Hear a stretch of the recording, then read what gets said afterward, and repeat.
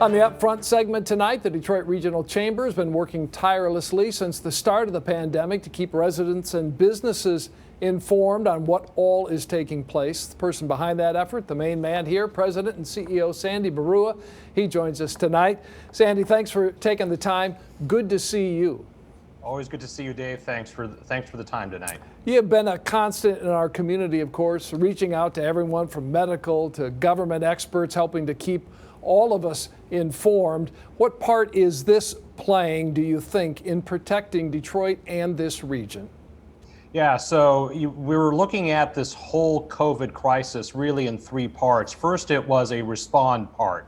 You know, what is COVID? What is PPE? What do I need to do? What does it mean to be shut down? How do I take care of my employees? How do I take care of my family?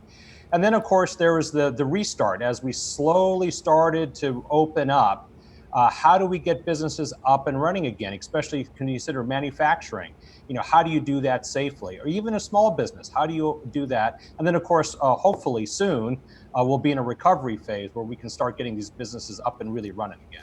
Yeah, and obviously this pandemic has taken a huge toll on people and businesses and, frankly, on this city's comeback. In your view, what needs to be done short-term and long-term maybe to help preserve the economics of our region and continuing to move forward? Well, I tell everyone, really, this whole recovery effort, the whole post-COVID effort really depends on us getting a handle on the virus. It all starts with that, because even if, you know, we were to open up every business and remove every restriction, there is about a third of our population who's going to shelter in place regardless, because they don't trust what's out there. And there's probably good reason for that. And they might have a health condition. They might have a pre-existing condition. You know, they might be over 60 or 65, and that population is very vulnerable. So we have to get a handle on the virus. That is kind of the baseline. But we're going to have to rebuild, especially our small businesses across the region. We are expecting nationally to lose 25% of our small businesses, probably more in key sectors like restaurants, and really even more in places like the city of Detroit, where most of our small business owners are owned by people of color, and they're being hit much, much harder than the average small business nationally. Yeah, taking a big toll. All right, we're seeing a rise in COVID-19 cases in schools, colleges in our state. That led our newscast tonight. Governor left decisions of in-person or virtual instruction up to individual districts. Certainly, you feel of the challenge for school officials and parents through this process. Yeah, this is a hugely critical issue, but I think everyone needs to take a breath and understand that there is no perfect answer here. Everyone's dealing with something new. As of now, there are only 125 roughly cases of positive COVID cases in the K through 12 system.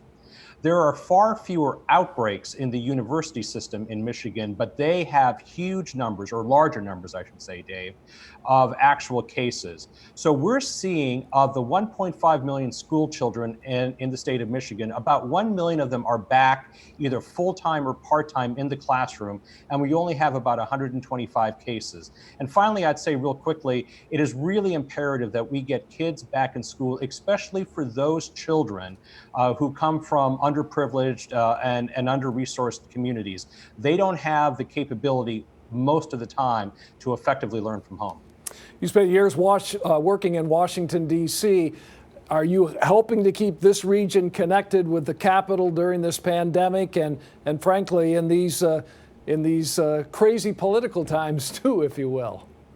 Well, certainly on the policy front, we are working overtime with not just ourselves, but our partners across the state, and particularly with the U.S. Chamber of Commerce, on things like ensuring that there is a second round of PPP funding for our small businesses, to ensure that the forgiveness piece for these small business PPP, Paycheck Protection Program loans, is enacted.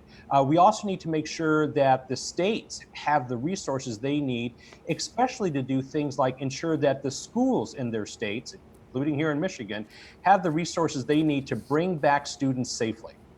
Well, let's hope that there can be some coming together on that in the weeks leading up to the election because, as you mentioned, we certainly need it.